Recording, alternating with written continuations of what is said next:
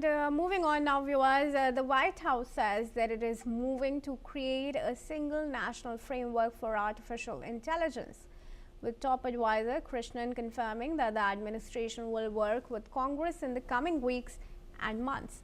This follows President Trump signaling an executive order challenging state-level AI rules and threatening to withhold certain federal grants. The order directs the Justice Department to contest state laws seen as restricting AI development and aims to make the federal government the sole regulator of AI standards.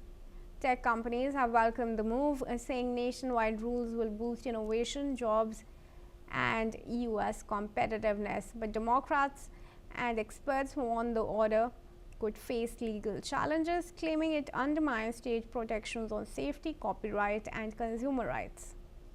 Federal agencies are now tasked with preparing legislative recommendations to establish a national AI framework, setting the stage for potential battle in Congress. And I now request Andrew to join us in this discussion. Andrew, what are the key challenges that Trump might face in achieving a national framework? The border clashes.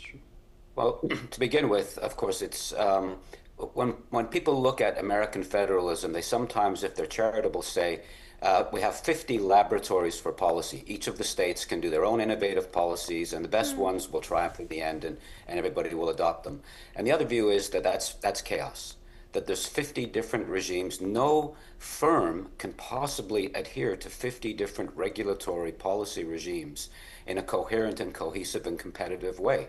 And so that view has prevailed in Trump's White House, the idea that there needs to be a single overarching national policy regarding AI. That's the only way that American firms can compete with Chinese firms, especially Chinese firms, but also Indian firms and other firms around the world.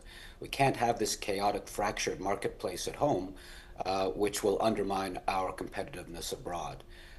So those are the two schools of thought here. And of course, there's also those at the state level that want stronger policy restrictions on AI.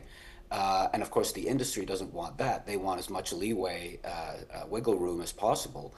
And so they're favoring Trump's not only single national policy, but fairly weak national policy, which gives the firms more scope for innovation and makes them more competitive on the global stage in the long run.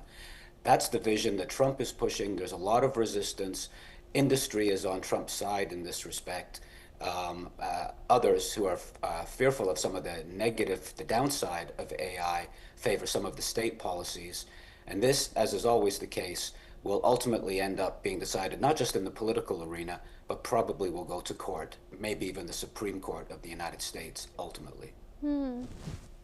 All right. Thank you, Andrew, for that information and for joining us here. And viewers, we now have some breaking news coming in from Thailand. Thailand's Prime